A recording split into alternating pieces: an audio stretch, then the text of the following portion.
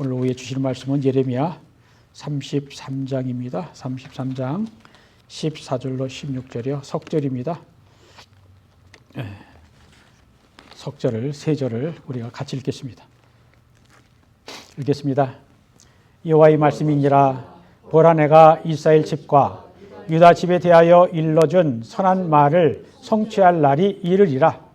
그날 그때에 내가 다윗에게서 한 공의로운 가지가 나게 하리니 그가 이 땅에 정의와 공의를 실행할 것이라. 그날에 유다가 구원을 받겠고 예루살렘이 안전히 살 것이며 이 성은 여호와는 우리의 의라는 이름을 얻으리라. 참 하나님의 말씀, 소망의 말씀입니다. 여러분은 누군가를 기다려 보신 적 있죠? 아마 날마다 기다리실 겁니다. 이제는 이제 아이들은 다 컸고 출가했고 또 그 자녀들이 아이를 낳아서 이제 뭐 킨더니 엘리멘터리 스쿨이니 보내면요 또 돌아올 때를 기다리는 거고요. 또 자녀들이 직장에서 돌아올 때를 기다리는 거고요. 그럴 때 어떤 마음입니까?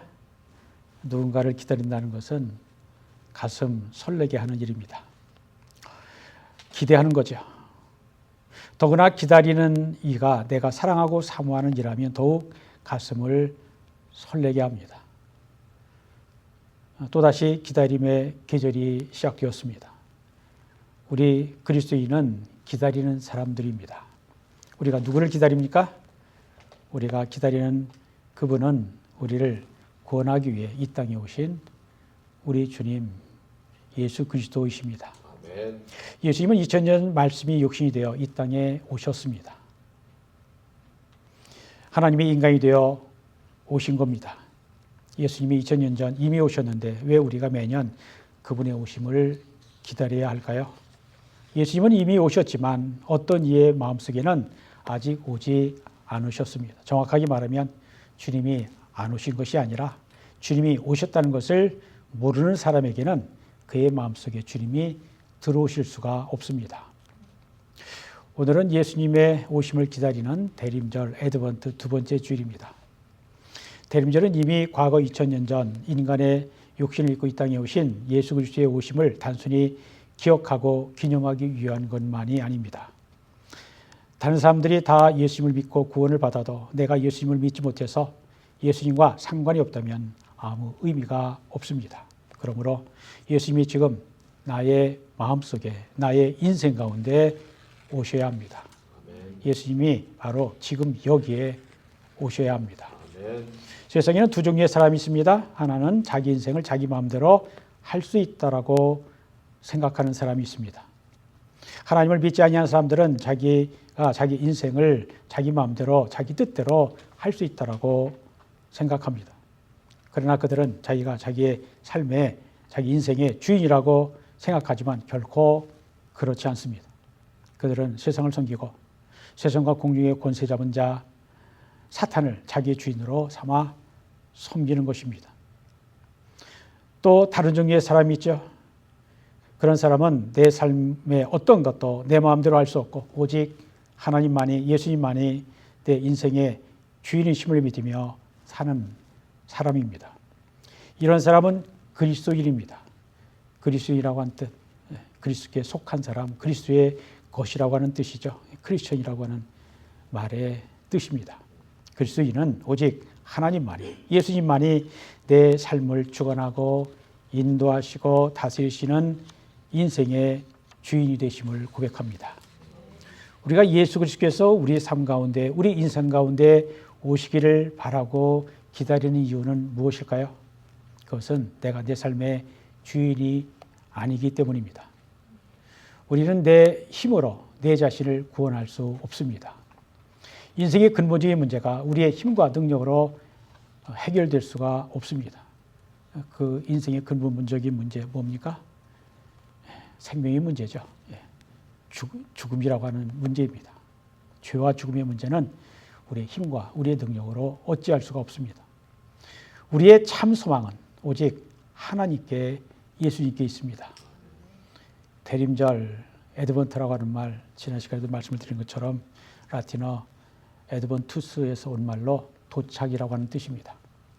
우리가 오시기로 약속되어 있는 그리스도를 기다리는 절기가 대림절, 강림절, 대강절입니다. 우리가 매년 대림절을 지키는 것은 현재 이 자리에 우리를 새롭게 하여 주실 것과 아직도 예수님을 영접하지 아니한 사람들에게는 주께서 그들 마음 가운데 오셔서 그들을 구원해 주시기를 구하는 것입니다. 주님의 오심을 기다리는 대림절은 아무 준비 없이 무작정 기다리는 것이 아니라 주님을 맞이할 준비를 해야 합니다. 사도 요한은 요한계시록 22장 20절에서 고백했죠. 마라나타, 주 예수여 오시옵소서. 마라나타 아람어이고요. 그리고 그 뜻은 Come, Lord Jesus라고 하는 뜻입니다. 주 예수여 오시옵소서. 우리들도 마라나타, 주 예수여 어서 오시옵소서라고 고백할 수 있어야 합니다. 아멘. 주님을 사랑하는 사람들은 기다림과 긴장감 속에서 주님을 기다립니다. 기다림과 긴장감은 우리들이 다시 오실 주님을 기다리는 데 필수적인 요소입니다. 주님을 기다린다는 것은 하나님의 나라를 기다리는 것입니다. 하나님께서 아브라함을 불러 세우시고 하셨던 나라가 바로 하나님의 나라였습니다. 예수께서 이 땅에 오셔서 하나님의 말씀을 가르치시고 천국 복음을 전파하시고 모든 병과 모든 약한 것을 고쳐주신 것도 하나님의 나라가 이 땅에 이루어지게 하기 위함이었습니다. 예수께서 공생애를 시작하시면서 하셨던 첫 번째 설교 기억하십니까? 회개하라. 천국이 가까이 왔느니라 라고 하는 말씀이었죠. 때가 찼고 하나님의 나라가 가까이 왔으니 회개하고 복음을 믿으라고 하셨습니다. 예수님이 세상에 오셨을 때 하나님의 나라는 이미 임하였습니다. 그러나 우리가 하나님의 말씀과 뜻을 알지 못하고 예수님의 다스림과 통치를 온전하게 받아들이지 못했기 때문에 아직 우리 삶에 하나님의 나라가 온전하게 이루어지지 못하는 것이 우리의 현실입니다. 그러므로 주님을 기다리는 이 대림절에 우리의 죄와 잘못을 회개하고 깨어 기도하며 하나님 앞에 두렵고 떨리는 마음으로 경건하게 믿음으로 말씀으로 살아야 하겠습니다. 아멘. 이런 의미에서 대림절은 죄를 회개하는 겨울철의 사순절이라고 합니다. 겨울철의 사순절인 대림절에 우리가 어둠의 밤의 일들을 버리고 사랑하며 살아야 하겠습니다. 우리가 늘 지금이 내 생애의 마지막 날이라고 생각하며 종말론적인 삶을 살아야 하겠습니다.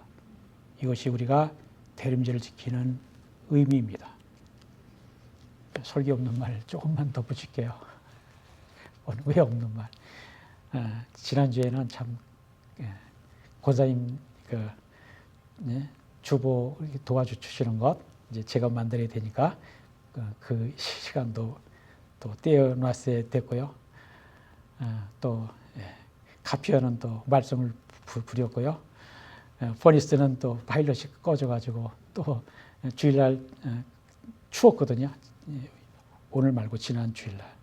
그래서 그거 살려놓느라고 몇 시간 보내고 금일 보내고 토요일날 결국 잘 못해가지고 해결이 안 돼서 그 파트 에이스 하드웨어에서 가서 또 사다가 또 잘 안 되니까 김진국 씨 불러다가 같이 붙여놓았습니다. 그냥 뛰다 보니까 밖에 쓰레기를 줍는 시간도 부족했어요. 그래서 지난주 토요일은 쓰레기도 못 줬습니다. 한번 일이 터지니까 또 그렇더라고요. 또 날이 어두면 이런 일도 있습니다. 쓰레기를 주는데요. 이제 그 환할 때 나갔는데 이제 금방 캄캄이 지잖아요. 그러면 이제 눈을 부릅뜨고 어디에 뭐가 있나 그거 찾으러 다녀요. 예, 우리 인생이 그렇게 저물 겁니다. 저물 때는 갑자기 저무는 것 같아요. 그래서 우리의 인생이 이제 60대 넘어가고요. 이제 은퇴할 때가 되고 이제 은퇴하면 하루해가 왜 이렇게 짧냐 그러면서 아마 순식간에 지나지 아니할까. 우리가 한번 가는 인생, 사는 인생, 젊을 때는 시간이 많거든요. 할 일도 많지만 또 에너지도 많고 또 그래서 많은 일도 할 수 있고 해도 깁니다. 그런데 나이가 들면 느리지고요. 할 일을 또 제대로 다 하지 못해서 왜 이렇게 못하냐 그러면서 해가 더 짧아지고 또 빠르다라는 것을 느끼게 되는 것 같습니다. 시간은 쉼없이 흘러가는 강물처럼 쉬를 떠난 화살처럼 금년 한 해도 어느새 12월이 되었습니다. 이제 한 달만 지나면 한 해를 다 보내고 2025년 새해를 맞이하게 됩니다. 하지만 교회 달력, 교회의 교회력은 대림절로부터 새해가 시작이 됩니다. 그래서 새해가 시작되어서 대림절 두 번째 주일이니까 교회력으로는 새해 8일째가 된 겁니다. 오늘 보면은 예레미야 33장 14절에서 16절까지의 말씀입니다. 예레미야는 유다가 이방 나라 바빌론의 침략으로 멸망을 당하고 예루살렘 성전이 불에 타 무너지는 비극적인 사건을 앞두고 예레미야는 궁중의 감옥 시대들에 갇혀 있었습니다. 오늘날로 말하면 중범죄 저지른 반역죄나 그러한 범죄한 자들을 가둬놓는 감옥입니다. 특별 감옥입니다. 예레미야가 감옥에 갇히게 된 것은 바벨론이 쳐들어와서 유다를 멸망시키고 유다 왕 시드기야를 포로로 끌어가고 예루살렘은 파괴될 것이라고 그래서 바벨론의 지배를 받아들이라고 예언했기 때문입니다. 반역자 같은 그러한 예언이죠. 그러니 권력자들은 이 예언을 받아들이기 힘들었습니다. 아니 거절했습니다. 예레미야가 감옥에 갇혀 있었기 때문에 그가 할 수 있는 것은 아무것도 할 수 없었습니다. 그런데 그때 하나님의 음성이 들려왔습니다. 예레미야 33장 3절의 말씀입니다. 너는 내게 부르짖으라. 내가 네게 응답하겠고 네가 알지 못하는 크고 은밀한 일을 네게 보이리라. 예레미야가 여기에 갇혀 있어 아무것도 할 수 없었지만 기도하라고 하셨습니다. 예레미야가 부르짖어 기도하면 누구도 생각할 수 없었던 일을 이루시겠다라고 하나님께서 약속하셨습니다. 33장 6절과 7절 말씀입니다. 그러나 보라 내가 이 성을 치료하며 고쳐 낫게 하고 평안과 진실이 풍성함을 그들에게 나타낼 것이며 내가 유다의 포로와 이스라엘의 포로를 돌아오게 하여 그들을 처음과 같이 세울 것이라. 이 말씀은 예레미야 29장 10절에서 이미 약속하신 말씀입니다. 예레미야 29장 10절 읽어드립니다. 여호와께서 이와 같이 말씀하시니라. 바벨론에서 70년이 차면 내가 너희를 돌보고 나의 선한 말을 너에게 성취하여 너희를 이곳으로 돌아오게 하리라. 무슨 말입니까?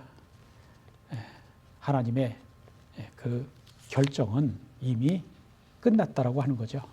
그래서 유다의 죄악으로 말미암아 이제 그 형벌을 받는 복역의 때를 거쳐야 한다. 70년의 포로 생활 지내야 한다라는 겁니다. 그렇습니다. 하나님의 손길은 결코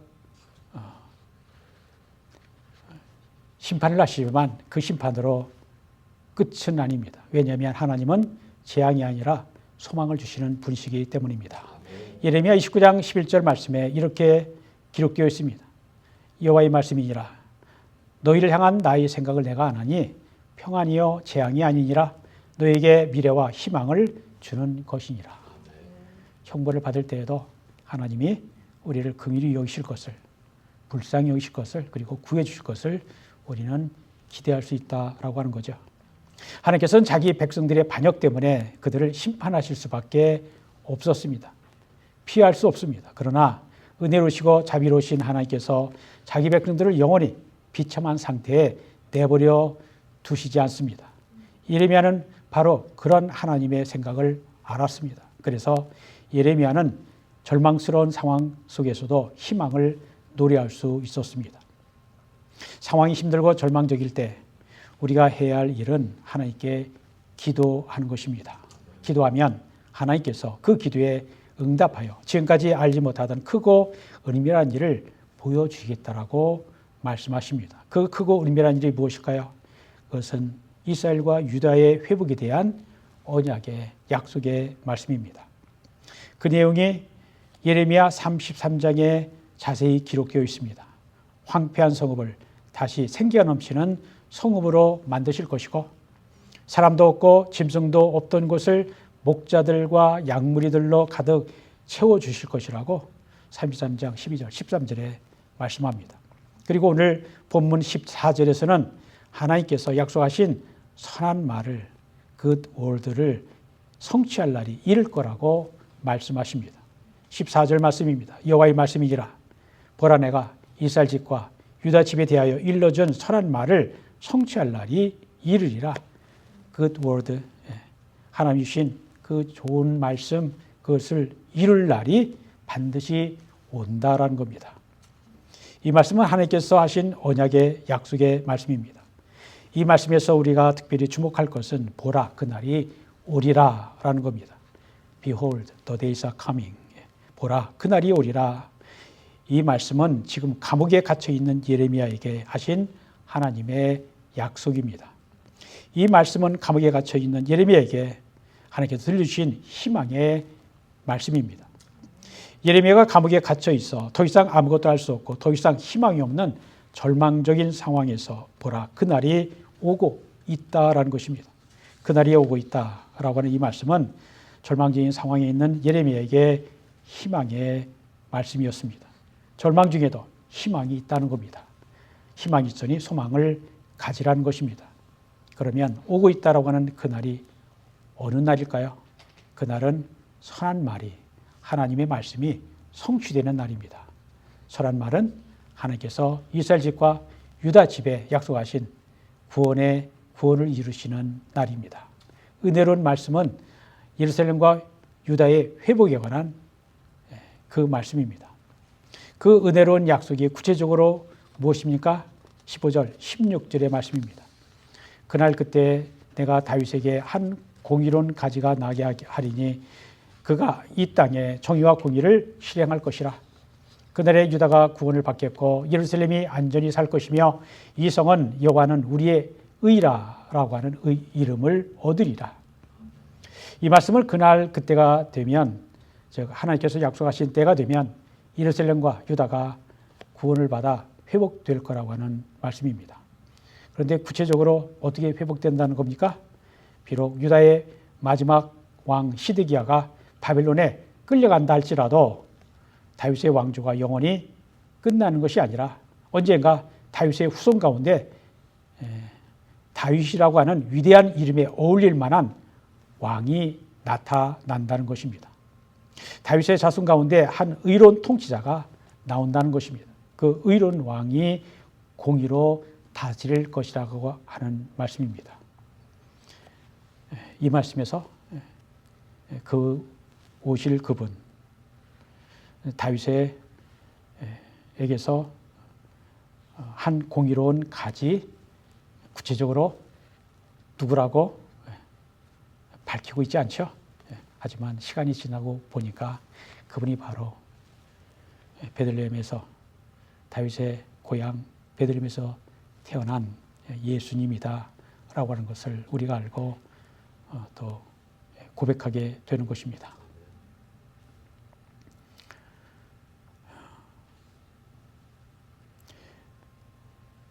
그 의로운 왕은 바로 오늘 본문에서 말씀하고 있는 한 의로운 가지라, righteous branch라고 말합니다. 이 의로운 가지는 다윗의 혈통으로 오신 예수 그리스도이십니다. 이 의로운 가지는 새로운 왕으로 나타나 정의와 공의를 실행할 것이고 유다가 구원을 받고 예루살렘의 주민들이 안전하게 살 수 있는 하나님의 의로운 성으로 회복될 거라는 것입니다. 이 모든 일이 이루어지는 그날이 온다는 것입니다. 그러므로 그날이 오기를 바라보고 소망 중에 기다리라는 것입니다. 이 의로운 하나님의 약속의 말씀은 감옥에 갇혀 있는 예레미야뿐만 아니라 나라를 잃고 바빌론으로 끌려간 포로가 되어 절망 가운데 있던 유다 백성들에게, 그리고 하나님의 도성이라 믿었던 예루살렘, 하나님의 백성들의 마지막 보루라고 믿었던 예루살렘 성이 이방인 손에 의해 처참하게 파괴되는 모습을 본 이스라엘 주민들에게도 희망의 말씀, 소망의 말씀, 위로의 말씀이었습니다. 이 위로와 희망의 말씀이 고난의 시기를 극복하게 하는 힘이 됩니다. 그들은 그날이 우리라고 하는 희망과 확신 속에서 공의와 정의를 실행할 왕이 나타날 그날이 반드시 올 것이라고 하는 희망을 붙들고 그날을 기다리며 살았습니다. 오늘날 우리들은 하나님께서 이스라엘 집과 유다 집에 대하여 일러준 선한 말씀, 언약의 말씀이 예수님에 의해서 믿어졌다라고 우리는 믿습니다. 사람이 가장 견디기 힘든 것은 환난, 역경이 아니라 절망입니다. 절망이 가장 힘든 것입니다. 환난과 역경이 사람을 넘어뜨리는 것이 아니라 절망이 사람을 망하게 하는 것입니다. 절망하면 모든 게 끝입니다. 그러므로 힘든 상황에서 절망하지 말고 끝까지 희망의 끈을 놓치지 말아야 합니다. 하나님은 모든 문이 닫혀있는 절망적인 상황 가운데서도 반드시 하늘을 향한 창문 하나는 열어두신다라고 하였습니다. 사면초가 사방이 꽉 막혀있는 상황에서도 길 하나는 있습니다. 바로 하늘길입니다. 모든 길이 막혔을 때 눈을 들어 하늘을 바라보아야 합니다. 답답하고 어려운 일이 있을 때 눈을 들어 위로 하늘을 바라보는 일만이 우리에게 위로이고 희망이 됩니다. 길이 캄캄하여 앞이 보이지 않을 때 시편 121편 1절 2절 말씀처럼 내가 산을 향하여 눈을 들리라 나의 도움이 어디서 올까? 나의 도움은 천지를 주신 하나님에게서 오로다 라고 하는 믿음으로 끝까지 희망을 놓치지 않고 붙들어야 합니다. 산을 향하여 눈을 들어야 하는 것입니다. 하늘을 바라보아야 하는 것입니다. 하느님을 바라보아야 하는 것입니다. 그러면 구원의 길이 열립니다. 여러분 아무리 삶이 힘들고 어려워도 절망하지 말고 희망을 붙드시기를 바랍니다. 출애굽하여 광야길을 가는 이스라엘 백성들에게 광야길은 고난과 시련의 길이었습니다. 먹을 것이 없었고 마실 물이 없었습니다. 차가운 밤과 뜨거운 태양이 약속의 땅 가나안을 향하여 가는 길을 막는 고통과 시련이었습니다. 그러나 그들은 하늘을 바라보고 하나님의 도움으로 광야길을 갔습니다. 그들에게 믿음이 없어서 광야에서 불평하고 방황했지만 하나님은 그들에게 만나와 메추라기를 내려주었습니다. 하나님께서는 쓴물을 탄물로 변하게 하시고 바위를 쳐서 마실 물을 주셨습니다. 밤에는 불기둥으로 낮에는 구름기둥으로 인도하셨습니다. 그렇습니다. 우리 하나님은 긍휼이 많으신 하나님이십니다. 우리 하나님은 은혜가 풍성하신 하나님이십니다. 그날 그때라고 하는 말씀은 구약성경에서 일관되게 외치는 하나님의 약속의 말씀입니다. 구원자 메시아가 이 땅을 구원하고 하나님의 공의와 정의로 다스리는 그날이 바로 그날 그때라는 것입니다. 그러면 그날 그때는 언제일까요? 그날 그때는 두 가지로 생각할 수 있습니다. 첫째, 그날 그때는 예수님께서 이 땅에 처음 오시는 그날, 성육신하시는 성탄의 날입니다. 오늘 본문 15절에 그날 그때 내가 다윗에게서 한 공의로운 가지가 나게 하리니 라고 하는 약속은 이사야 11장 10절에 예레미야에게 말씀하신 하나님은 또 이사야에게도 말씀하셔서 이렇게 예언하게 하셨습니다. 그날에 이새의 뿌리에서 한 싹이 난다. 이 말씀과 같은 것입니다. 이것이 바로 메시아의 탄생을 의미하는 말입니다. 하나님께서는 수천 년 전부터 구약의 수많은 선지자들 통하여 약속하신 그 약속을 이루어 주셨습니다. 인간을 구원하시고 공평과 정의로 이 땅을 다스리겠다라고 하는 그 약속을 하나님께서 지키셨습니다. 예수님께서 태어나신 성탄절은 바로 그 구약의 약속의 성취인 것입니다. 그리고 두 번째 그날 그때는 예수께서 다시 오시는 재림의 때를 의미합니다. 신약성경은 구약의 약속이 성취된 것을 기록한 책입니다. 동시에 신약성경은 또 다른 약속의 책입니다. 부활하신 예수께서 하늘로 승천하신 모습을 보고 있는 많은 사람들에게 천사가 너희 가운데서 하늘로 올려주신 이 예수는 하늘로 가심을 본 그대로 오시리라, 다시 오시리라 라고 하였습니다. 이것은 천사들이 갈릴리의 제자들과 많은 사람들에게 약속하신 약속일 뿐만 아니라 예수께서 3년간 공생의 사역을 하시면서 직접 여러 번 약속하신 것입니다. 다시 말하면 신약 성경은 구약에서 오리라 예언된 예수 그리스도가 이 땅에 오심으로 하나님의 약속이 성취된 것을 증거한 책이고, 또한 앞으로 예수 그리스도가 다시 올 것이라고 하는 재림에 관한 또 다른 약속의 책입니다. 그러므로 오늘 성경에서 말씀한 그날 그때는 예수 그리스도께서 처음 이 땅에 오신 성탄절을 의미하고, 또한 미래의 장래에 언젠가 주님께서 이 땅을 심판하시고 각자의 행위에 따라 상과 벌을 주실 마지막 심판날을 의미하는 것입니다.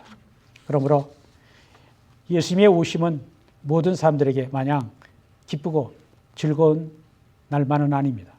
매년 성탄절에 사람들이 기쁘다 구주 오셨네 라고 노래하지만, 언젠가 주님이 다시 오시는 그날 그때 주님은 세상을 준엄하게 심판하실 것입니다. 그러므로 이미 2000년 전에 오셨고 또 앞으로 다시 오실 종말의 때를 살고 있는 우리는 주님의 오심을 두 가지 마음으로 기다려야 합니다. 하나는 구원의 기쁨, 평화와 사랑을 주시기 위해 오시는 예수님을 영접하고 기뻐하는 마음이고, 다른 하나는 이 땅을 심판하러 오실 주님을 긴장감과 절제 속에서 신실한 믿음으로 기다려야 합니다. 인류 역사상 처음 오신 예수님은 많은 사람들을 구원하기 위해 오셨지만, 두 번째 오실 예수님은 악한 세상을 심판하기 위해 오실 것이기 때문입니다. 여러분, 그날과 그때는 다가오고 있습니다. 그날과 그때 주님이 다시 오실 것입니다. 주님의 공의와 정의를 실현하시기 위해 이 땅에 오실 것입니다. 마지막 날 심판주로 오실 것입니다.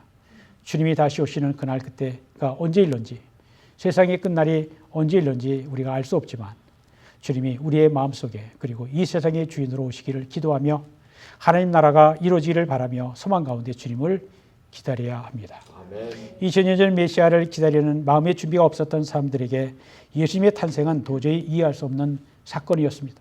마찬가지로 다시 오실 주님을 맞이할 준비가 없는 사람들에게 주님의 재림은 구원과 기쁨을 가져다 주는 사건이 되지 못할 것입니다. 그러므로 메시아를 기다리는 구약의 백성들에게나 그리스도의 재림을 기다리는 신약의 백성들에게나 똑같이 요구되는 자세가 있습니다. 그것은 굳건한 믿음과 어떠한 상황 속에서도 소망을 잃지 않고 내가 내 삶의 주인이 된 것을 회개하고 이제부터 하나님 나라가 임하기를 구하며 살아가야 합니다. 이러한 준비는 영적으로 깨어있지 않으면 가능하지 않습니다. 주님을 내 삶의 주인으로 모시지 않고는 불가능한 일입니다. 주님의 오심을 기다리지 않고 준비하지 않는 이들에게 그날과 그때는 갑작스러운 일이 될 것입니다. 그러나 날마다 기도하고 말씀에 순종하는 사람들에게 주님이 오시는 그날과 그때는 결코 갑작스러운 일이 되지 않을 것입니다. 주님이 오시는 그날이 늘 오늘 지금이라고 여기고 기다리며 사는 우리가 되기를 바랍니다. 아멘. 우리가 깨어 기도하고 우리의 죄와 잘못을 회개하며 다시 오시는 주님을 간절히 기다려야 합니다. 우리가 주님이 오시는 그날을 기다리며 오늘이 내 생애의 마지막인 것처럼 살아가는 우리가 되어 다시 오실 주님을 맞이할 준비를 잘 하시는 우리 모두가 되기를 우리 주 예수 그리스도 이름으로 축원드립니다. 기도합니다. 하나님 감사합니다. 오늘 예레미야서 33장 말씀을 통해 또 은혜 주심을 감사합니다. 하나님은 유대 나라가 망하는 하나님께서 다윗에게 약속하신 그 약속이 깨어졌나? 라고 하는 그러한 절망적인 상황 속에서도 주님은 말씀하십니다. 그날 그때 온다. 그날 그때 다윗에게 한 의로운 가지를 나게 하고 그가 이 땅의 정의와 공의로 실행할 것이다. 그리고 너희가 사는 그 땅은 여호와는 우리의 의라 하나님이 구원하시고 의롭게 하시는 그날을 성취하신다라고 하는 말씀을 주시고 우리 하나님께서는 그 말씀을 500년에 걸친 후에 또 성취해 주시고 또 우리에게는 주님이 다시 오실 것 기다리게 하시고 우리가 사는 날 동안 우리 하나님의 뜻을 행하고 하나님 나라가 이 땅에 임하는 일을 구하며 살게 하시는 것 감사합니다.